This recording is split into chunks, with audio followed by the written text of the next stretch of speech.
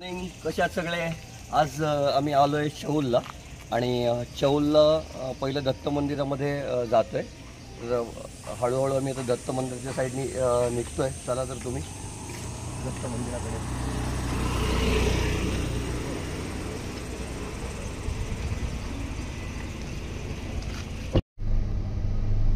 हा आहे दत्त मंदिरकडे जाण्याचा रस्ता। चौल नाक्यावरून निघाला की भोवाळा येतो आणि भोवाळ्यावरून सरळ पुढे गेलं की पुढे दत्त मंदिर आहे। आम्ही दत्त मंदिराच्या दिशेने चाललोय।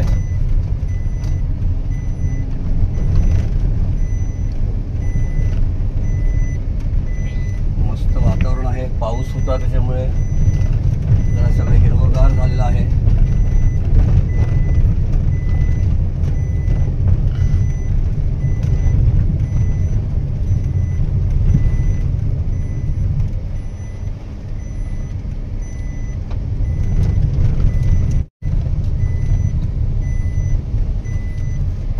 तिथे पायथ्याशीच एक मोठं झाड आहे, त्या झाडाला चोर चिंच बोलतात। तुम्हाला पहिलं चोर चिंचेचं झाड दाखवतो, किती मोठं झाड आहे।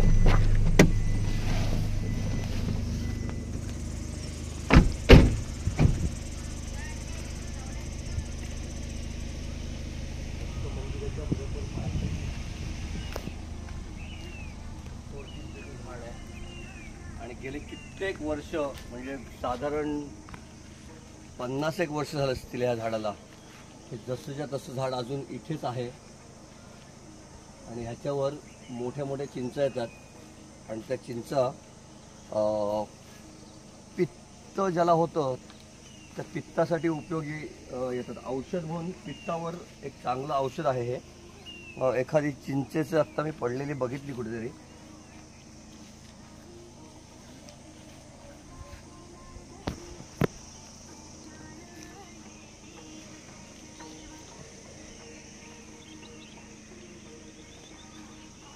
अशा ही छोटी साईज आहे याची, पण भरपूर साधारण मोठी म्हणजे 2 किलो 3 किलोची वगैरे 2 किलोपर्यंत ही मोठी होते। हे पित्तावर चांगलं औषध आहे, गुणकारी औषध आहे हे चोर चिंच। आणि पुढे समोर दत्ताचा डोंगर आहे, समोर दत्त मंदिर आहे। 750 पायऱ्या चढून जायला लागतं वरती आणि आता मी पायऱ्या चढायला सुरुवात करतोय आणि दत्त मंदिराकडे जातोय। चला दत्त मंदिराकडे। आम्ही दत्त मंदिराच्या पायथ्याजवळ पोहोचलोय। इथून पुढे 750 पायऱ्या आहेत। 750 पायऱ्या चढून पुढे जायचं आहे आणि हा दत्त मंदिराचा पुढे जाण्याचा एंट्रन्स आहे।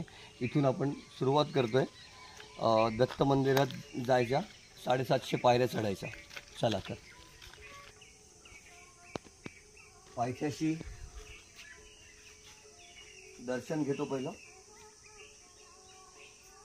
आणि पुढे सुरुवात करतोय।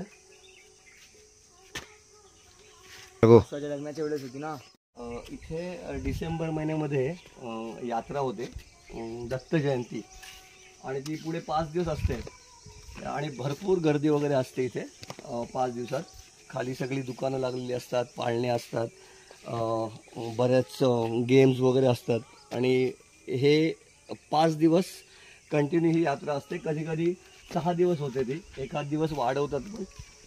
तर असे हा दत्ताच्या मंदिरामध्ये आपण आज बघतोय गर्दी नसते, पण यात्रेच्या वेळेला ह्या पायऱ्यांमध्ये इतकी गर्दी असते इथे चालायला पण जागा नसते आणि भरपूर मजा येते।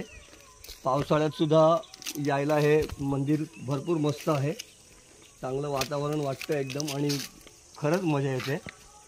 एकदम चांगली हिरवळ इकडे ह्या साईडला पण सगळं निसर्ग सौंदर्य दोन्ही साईडला। आणि दत्ताच्या देवळाच्या इथून पूर्ण चौलचा परिसर दिसतो। इथून अगदी वरती गेलं एकदम टोकाला की मी तुम्हाला ते पण दाखवतो की पूर्ण अगदी आपण जो साळावचा ब्रिज बघितला काल, तो साळावचा ब्रिज, पुढचा समुद्र, तिकडच्या खाड्या, हे सगळं त्या दत्ताच्या डोंगरावरून मंदिराजवळून व्यवस्थित एकदम दिसतं. हे आता तुम्हाला आम्ही वरती गेलो की दाखवतो देवळामध्ये.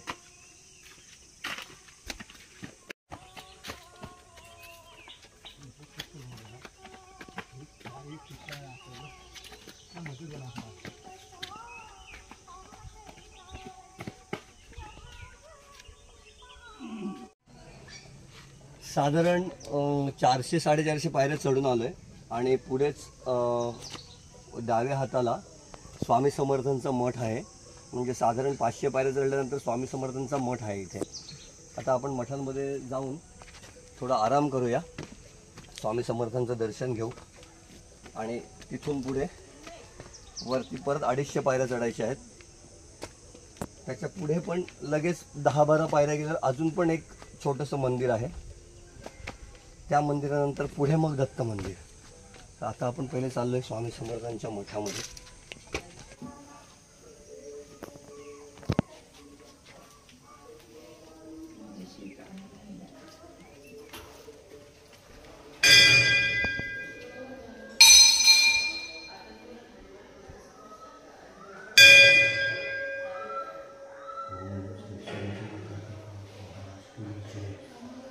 ओम श्री स्वामी समर्थ कल्पवृक्ष महाराज की जय. स्वामी समर्थ कल्पवृक्ष महाराज की जय.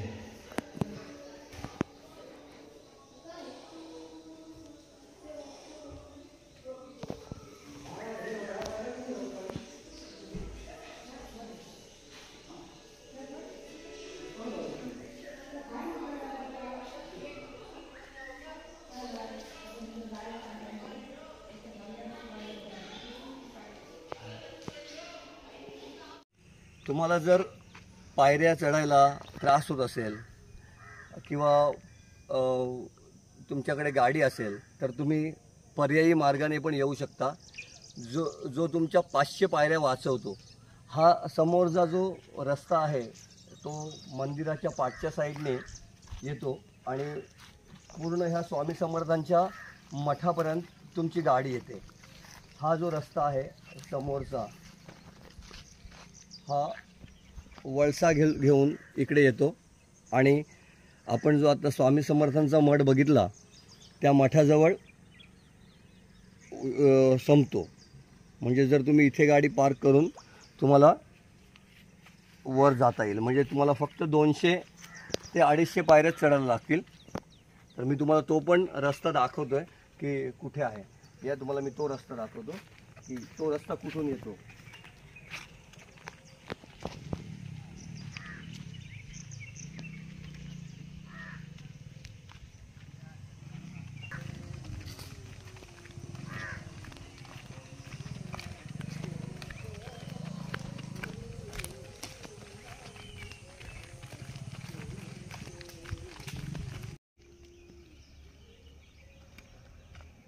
हा आहे दत्तावर यायचा पर्यायी रस्ता. जो मी तुम्हाला तिथे बोललो होतो की मी तुम्हाला पर्यायी रस्ता दाखवतो. इथूनच गाडी घेऊन यायचं आणि सरळ इथून जायचं ह्या वळणावरून.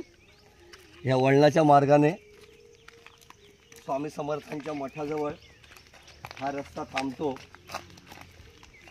ज्यांना पायऱ्यांचा त्रास नको, ज्यांना पायऱ्या चढायला त्रास होतो त्यांच्यासाठी हा पर्यायी मार्ग काढलेला आहे. तुमची गाडी पूर्ण शेवटपर्यंत जाते.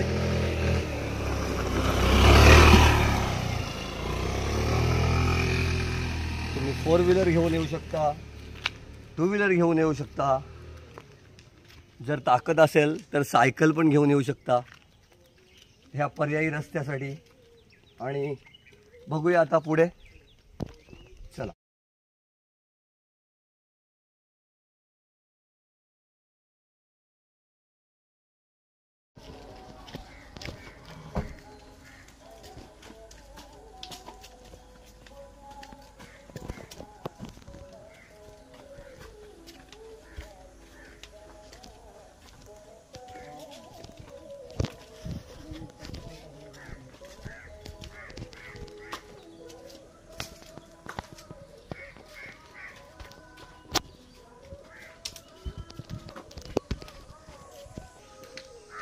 आहे दत्त मंदिर छोटा. आणि शंकर मंदिर आहे. आपण तिथे पहिलं दर्शन घेऊ. गुरुदेव दत्त.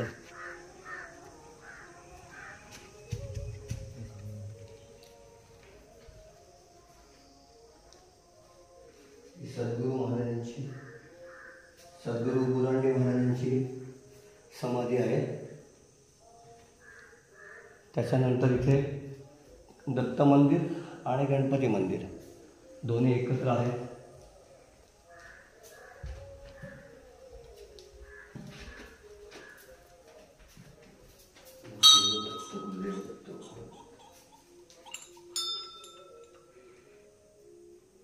ओम श्री गणेशाय नमः.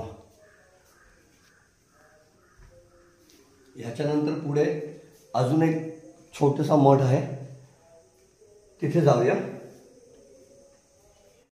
छोट्या दत्त मंदिर आणि शंकर मंदिरामधून आपण निघालोय आणि आपण मुख्य मंदिराकडे चाललोय, जिकडे मुख्य दत्त मंदिर आहे, जिथून पूर्ण चौलचा वगैरे व्ह्यू दिसतो. त्या मंदिराकडे आपण चाललोय आता. चला तर मग त्या मंदिराकडे.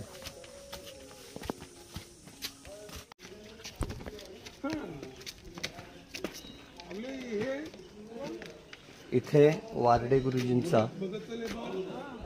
नवनाथ मठ आहे.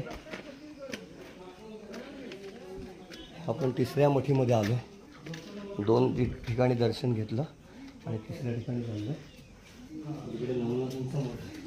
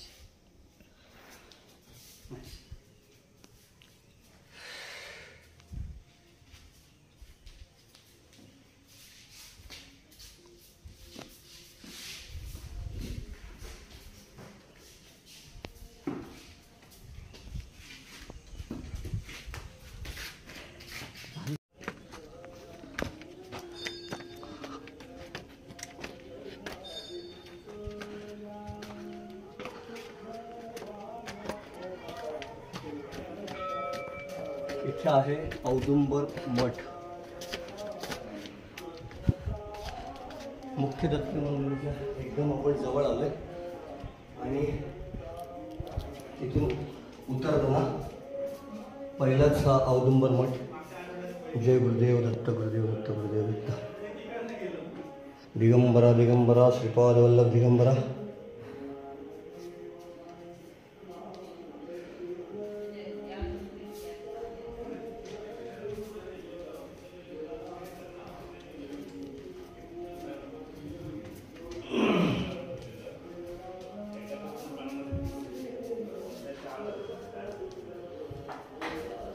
फायनली 750 पायऱ्या आपण पूर्ण केलेत आणि सगळ्याकडे थांबवत थांबवत 2-3 मंदिरांचे दर्शन घेत आता आपण मुख्य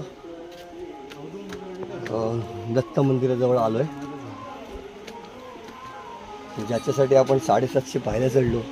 ते मंदिर आता आपल्या एकदम समोर आहे. चला तर मग मंदिरामध्ये.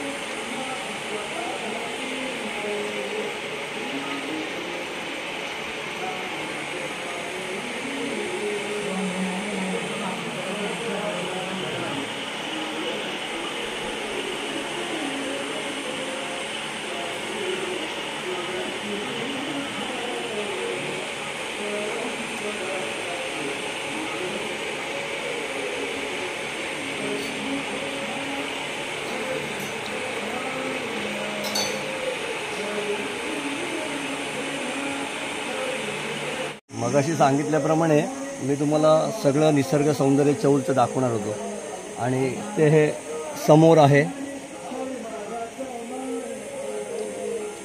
चौलची एक साईड ही आहे आणि दुसरी साईड ती पण दाखवतो तुम्हाला. या माझ्या बरोबर पाठी.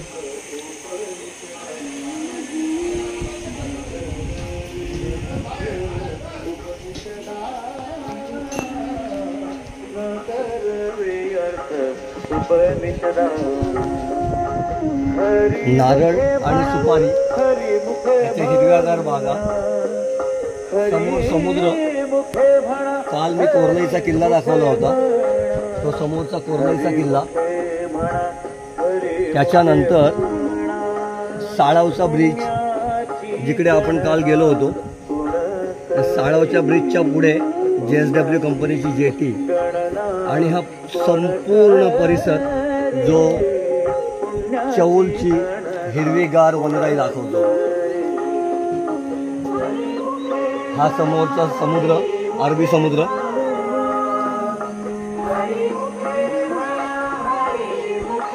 आणि हे जे समोर दिसतंय ते तळं आहे, ज्याला भोवाळ्याचं तळं म्हणतात.